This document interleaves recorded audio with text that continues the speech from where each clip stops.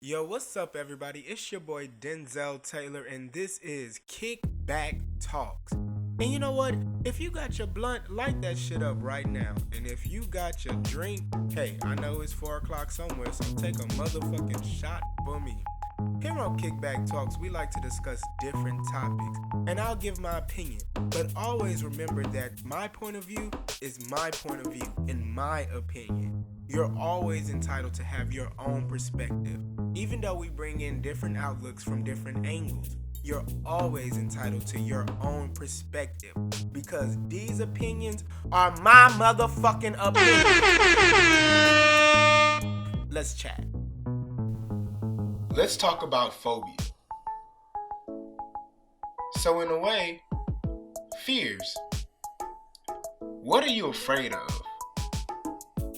Cause bitch, don't get phobic on me. I pulled the word phobic out of the bowl of randomness. And when I pulled the word phobic out of the bowl of randomness, it automatically made me jump to phobia, which made me think of fear. But just to be right, it made me look up the definition of the word phobia.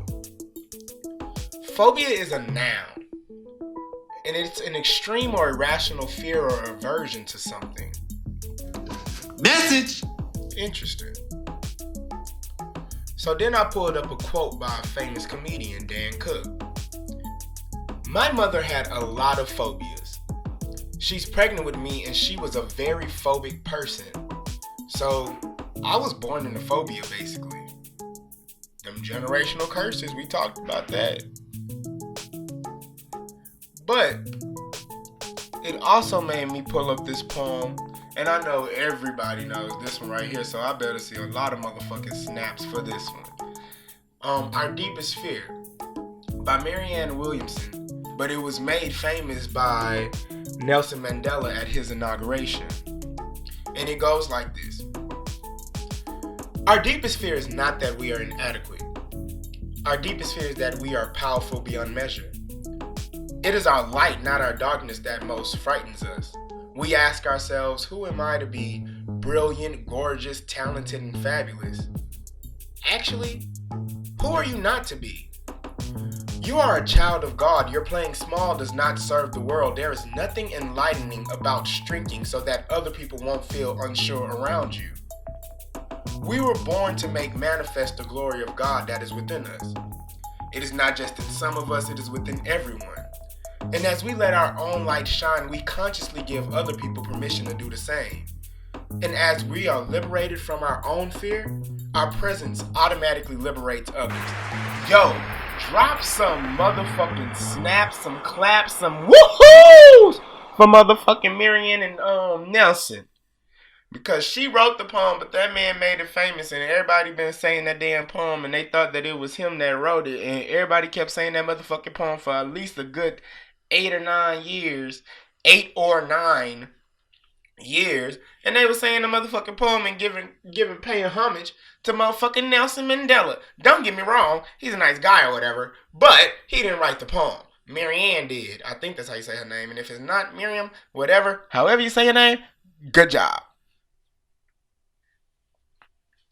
So, with that being said, it made me pull up an article on black male phobia.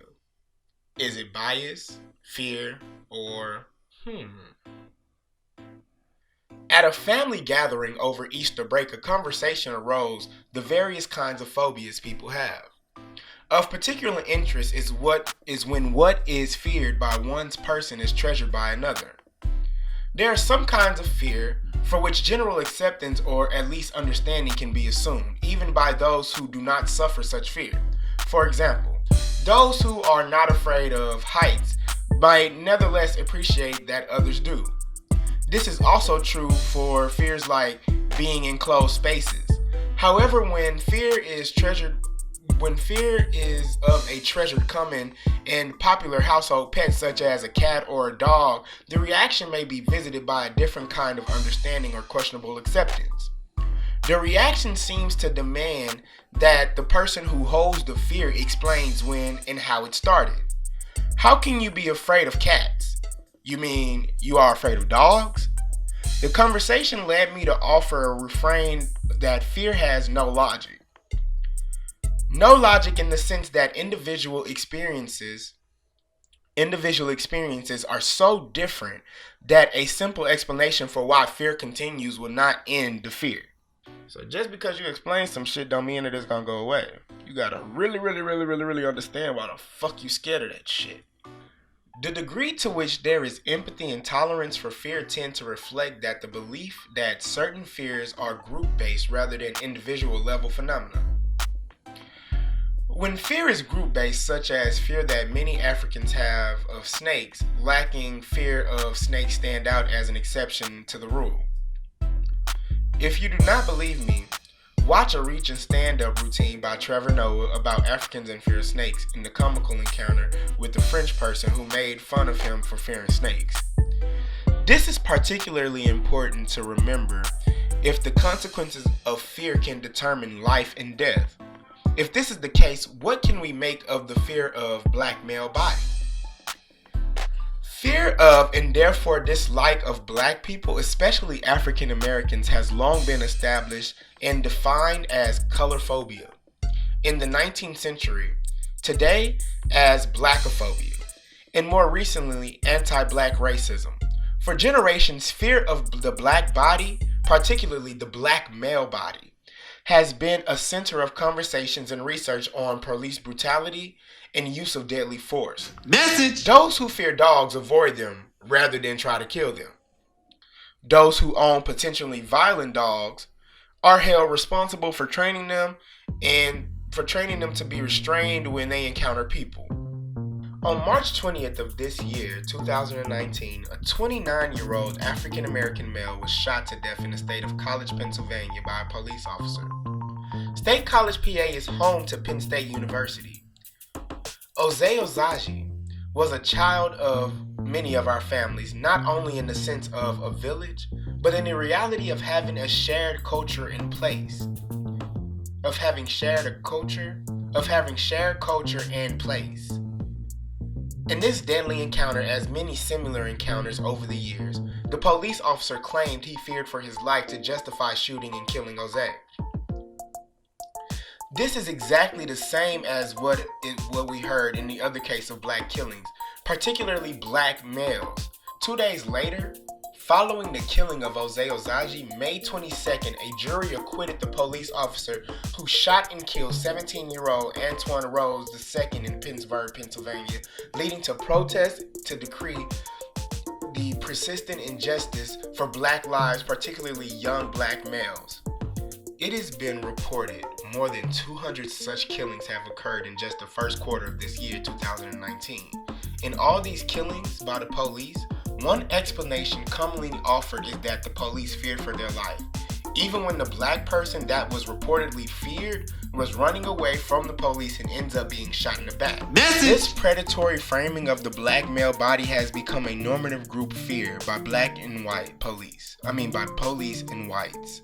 This work is useful, though it does not address the epidemic of killing young black males fully. For people who engage in the behavior that silence the voices of the others, the term microaggression can help unveil certain habits and behaviors that silence other voices.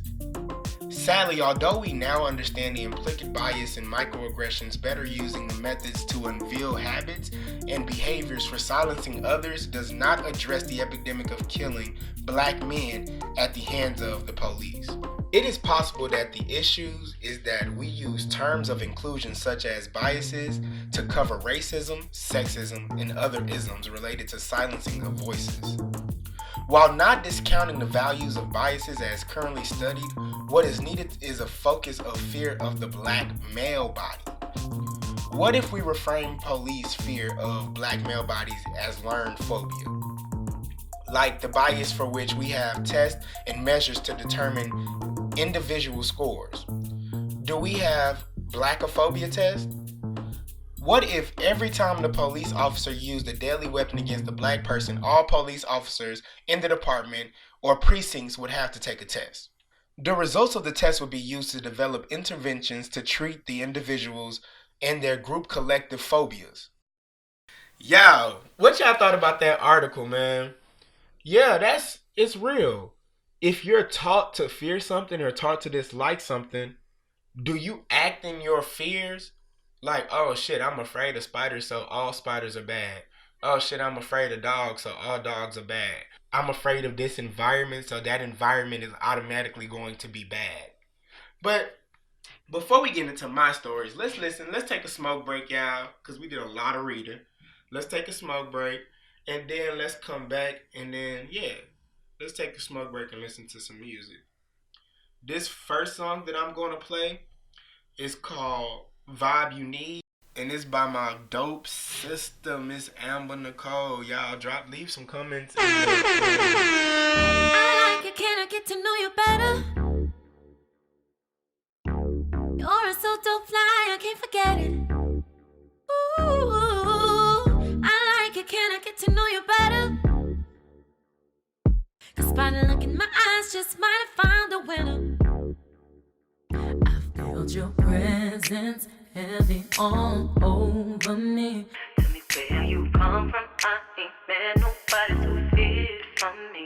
I can't explain the influence that you gave to me. Make a girl just wanna give it all up, heart sunk 60 deep. Baby, I didn't mean to get involved, but I really can't help but fall. Real hard for you, I'ma be real with it and tell you what's the truth. I like feeling this way, so glad you came my way. This energy appeals to me, boy, I'm the vibe you need. I like it, can I get to know you better? You always so dope fly, I can't forget it. Ooh, I like it, can I get to know you better? Cause by the look in my eyes, just might have found a winner. I know what you used to can't compare to this. An easy cure with some substance, forget you has been past tense. It's crazy how you do what you do with tension that won't quit. I cannot find the time to make you mine, cause I'm the vibe you need. Didn't mean to get involved, but I really can't help but fall. Real hard for you, I'ma be real with it and tell you what's the truth. I like feeling this way, so glad you came my way. This energy appeals to me, boy, I'm the vibe you tell me all the things that I wanna hear, that you really, really wanna be here. I wanna give you permission, give me your very undivided attention. Kiss my soul, make it worth my while. I can change your life, I'm all into this feeling you give. Oh, I didn't mean to get involved, but I really can't help but fall. Real hard for you, I'ma be real with it and tell you what's the truth. I like feeling this way, so glad you came my way. This energy appeals to me, boy, I'm the vibe you need. And this next song that I'm about to play is Freeze by my boy Forte from Jersey. He in L.A. now. Yeah, leave some comments. Let me know what y'all think of the music. They too patient. I can never shake their hand. They too patient. Halloween. Breaking records, niggas that good. I really trap niggas that could. Back in my day, niggas that cray, probably smoky like the backwoods. I'm out of town, never out of touch. Nigga chase checks, never chase hoes. Young niggas got a city locked, just know whatever I say goes. And my wrist gon' freeze. And my bitch OD. And I'm rich low key. But I'm just 14. And my wrist gon' freeze. And my bitch OD. And I'm rich low key. But I'm just 14. Top down, nigga, rise up. When we see the bag, don't surprise us. Friend of Winnie, don't get fried up. Nigga, bring the beef like a pile up. All these broke niggas posting. Oh shit, it gets so lit. How the fuck niggas claim throne, but I been a king since 06. Hottest in the city, check your thermometer. It niggas come, we gon' London. No Swiss by time to get rid of these niggas. I think that they know that they time is up. Straight to the check, we gon' count it up. Back then, niggas was the man. That was crazy, the hype gone. Now these bitches wanna fuck me, now they love me. Got me feeling like a Mike Jones. And my wrist gon' freeze. And my bitch OD. And I'm rich low key. But I'm just 14. and my wrist gon' freeze. And my bitch OD, and I'm rich low key, but I'm just 14. I got a billion ways. Back when niggas had a rap for a bunch of niggas was scheming for days. Steady jacking niggas for the iced out ring, crazy rolling and fresh sneaks. I'm from a place where you're deaf me, so don't let me go Joey Pesci. And I got so many ice on the lights out. Paid 150 for the Jesus. Just the niggas finna ride away. Did it for the witty niggas, stay true. I got the hitters in back of me, turning these niggas to casualty. Lil' mama, she said she's irrelevant, but she was just fucking me actually. Top down, niggas won no rounds. I really did it for the city, got the city buzzing off my sound. I'm never going for the basic, banana clip going ape shit. Cop chase with Bugatti boys, how the fuck they gon' chase this? And my wrist gon' freeze, and my bitch OD, and I'm rich low key, but I'm just 14. And my wrist gon' freeze, and my bitch OD, and I'm rich low key, but I'm just 14. And my wrist gon' freeze, and my bitch OD, and I'm rich low key, but I'm just 14. And my wrist gon' freeze, and my bitch OD, and I'm rich low key, but I'm just 14.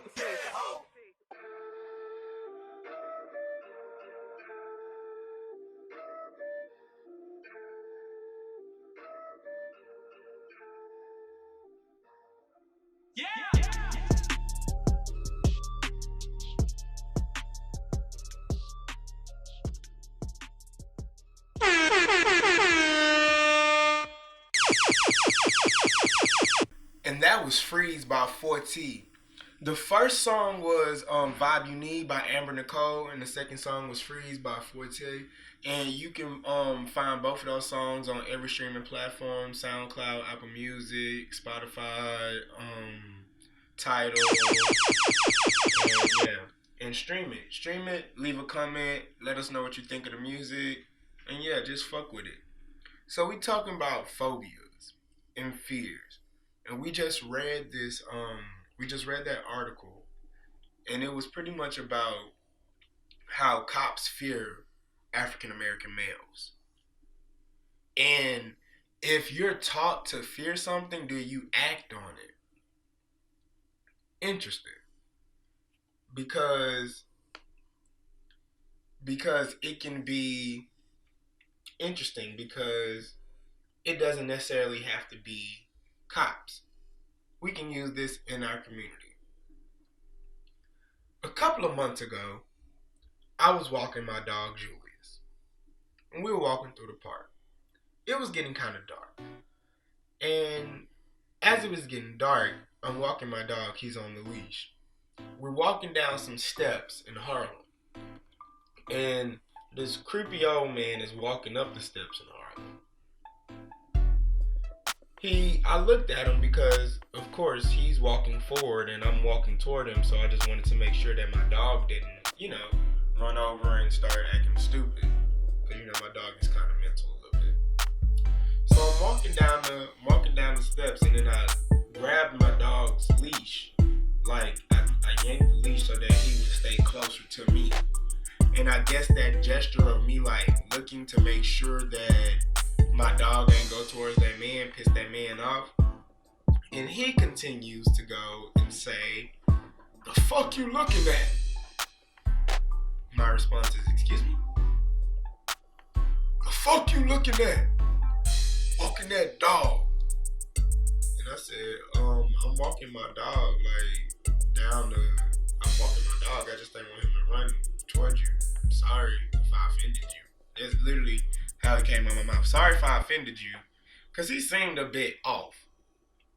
He continues to say, "I can't fucking stand your kind." I said, "Wait, what?" He said, "Yeah, you gay niggers." And I stopped and I said, "Wait, how do you know that I'm gay? I ain't make no passes at you. I ain't say nothing to you. I guess because I got a little rat dog, you automatically knew that I was gay."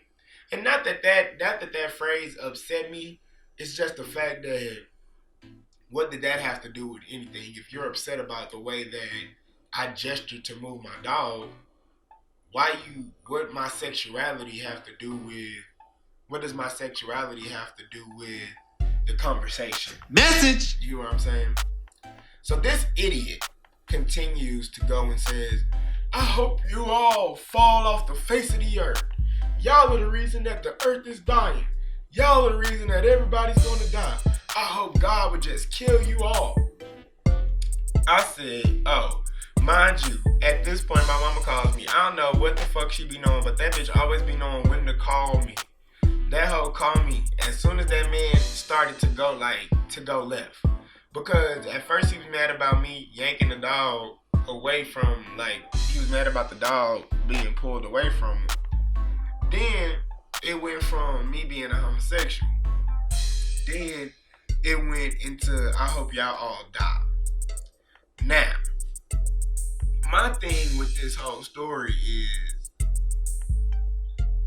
what the fuck did that have to do with anything? And I guess because of my sexuality, it made him uncomfortable walking past me. But my thing is, nigga, I don't give a fuck if you straight, gay, bi, black, blue, white, green, orange, a banana, a grape, a motherfucking apple, nigga. I'm not attracted to you. Just because I'm gay and you're a man does not mean that I am attracted to you. And that's one of the fears that shit,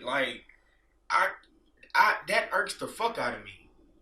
So for the straight niggas listening to this shit, if you're actually understanding where I'm come from, just because a gay dude walks past you or anything like that does not automatically means that he just wants your sexual organs. Message! You know what I mean? That shit's not cool. A hidden fear within himself. Because that hate that you just exuded out into the world, that you just projected out into the universe was unnecessary. You get where I'm coming from? And it only has to stem from fear. Fear from you not understanding the situation. Fear from whatever the fuck was taught to you. Because we did read in that article that some phobias are group phobias. So we never know if his family would be like, those faggots over there, those niggers over there, yada, yada, yada, yada, yada. Because I feel like he was coming at me from two different, from 2 points of view. From you being gay and you being black. Because at the end of the day, just because I'm gay and black, that don't mean nothing. I'm still a black man in America. And he's a white dude. You know what I'm saying?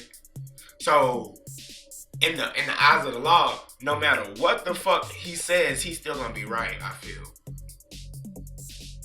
But was that phobia taught to him? Because in a way, that's homophobia. And that's, like that man said, particularly black phobia. But see, my thing is, if I would have stuck my foot down his throat to make him shit out motherfucking calluses and toenails, I would have been the problem. What are you afraid of? Bitch, don't get phobic on me. Message! Growing up, I always knew that I had an attraction to men. I knew that I was kind of different. But I did date a couple of girls, and I thank God for them. They taught me that I don't like pussy. And I'm thankful for that. But I've always been the one gay dude with a bunch of straight friends. And so, but I also graduated and studied at conservatories. So those were performing arts institutions. So of course you're gonna have LGBTQ and straight people, orange, green, red, orange, and white people all in the institution learning together. With my friends always surrounding me, I always tell everybody, I was always surrounded by love, from growing up. My mom, my dad, my sister, my brother, my family has always understood, bitch, I'm different. And I'm crazy. Just a little bit. But I've always personally had a fear of being uncomfortable. And I know that's not such a big deal, but no, honestly, it is. I've always had a fear of being uncomfortable. I know all y'all niggas out there, y'all probably go to the barbershop every other week, once a week, every 2 weeks. I've probably been to a barbershop, I want to say 15 times in my life, if that many. Between 9 and 15 times in my life. Simply because my dad always cut my hair. And me being gay, I always felt uncomfortable around niggas that only want to talk about basketball and football and strippers and pussy and da da da da. Like, you get what I'm saying? Whenever I went into the barbershop, it was always like, oh, so what's your girlfriend? Oh, da da da da da da. Yeah, like that girl over there, she bad. Oh, da da da. And I get it because that's like, you know, the beauty shop for women. Men go to the barbershop, they talk shit, they talk shit, they congregate, they chill out, you know, and they just be men. But I always had an awkward feeling of being there because y'all niggas gonna ask me about some motherfucking sports and bitch, I'm not interested in that. Y'all hoes gonna ask me about a motherfucking girl and bitch, I'm not interested in that. Y'all hoes gonna ask me about motherfucking basketball game and bitch, I'm definitely not interested in that. And because I'm so well versed in motherfucking in the arts, I can care less about a basketball game, a football game, a soccer game, a hockey game, any of that shit that stereotypes a black male conversation. You get what I'm saying? And it's not that I only wanted to talk about dick swinging everywhere or booty holes or six packs and shit like that. No. It's just that I felt uncomfortable being around a group of niggas that, I'm the only nigga that's sexually different from y'all. Like, y'all niggas like one thing, I like something else. And then y'all gonna have a conversation and I'm gonna be either the butt of the joke or the person that make everybody else feel awkward in the room. And so I had to get over that fear. And so then, let me tell y'all what happened. When I was 17, I looked at my friend whose song we just played, Amber, and I told her, I said, Amber, I need to go to a barbershop. That bitch looked at me, she said, what? Your daddy always cut your hair. Because everybody knew that my dad cut my hair because, you know, my dad was dope with it. He was good at what he did. He cut my hair. So I never really had to wait in line. I never really had to, like, sit down, pay nobody to cut my hair because my daddy always did it. So Amber was like, your daddy cut your hair. And I was like, yeah, Amber, I know, but it's not about him cutting my hair. It's just about, I need to go to the barbershop. Because I had felt in my spirit, you know how, like, you feel something. So I felt in my spirit and I was like, yo, you need to get the fuck over that because you're never going to be able to talk to people.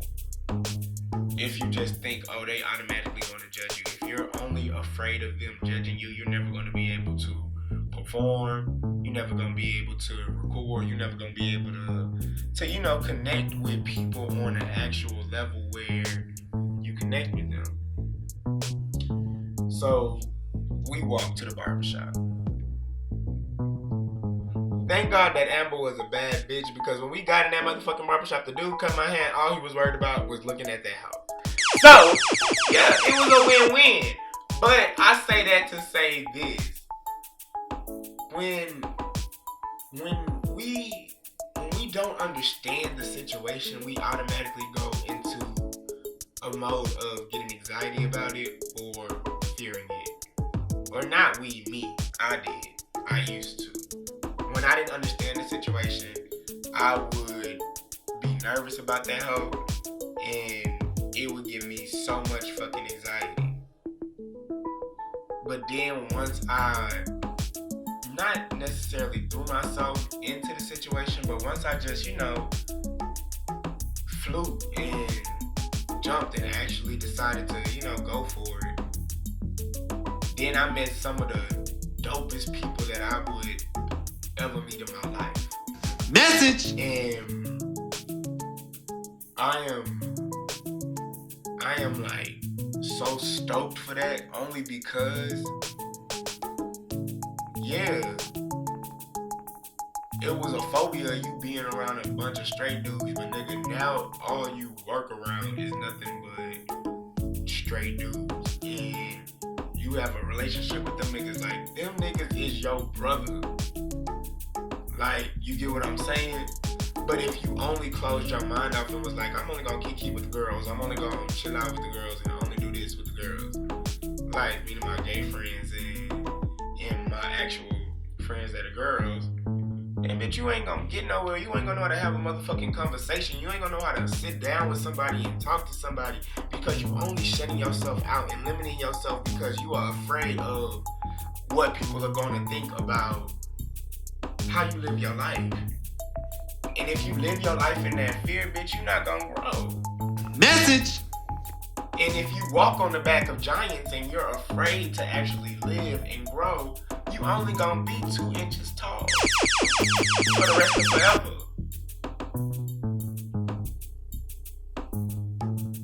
So what are you afraid of? I dare you.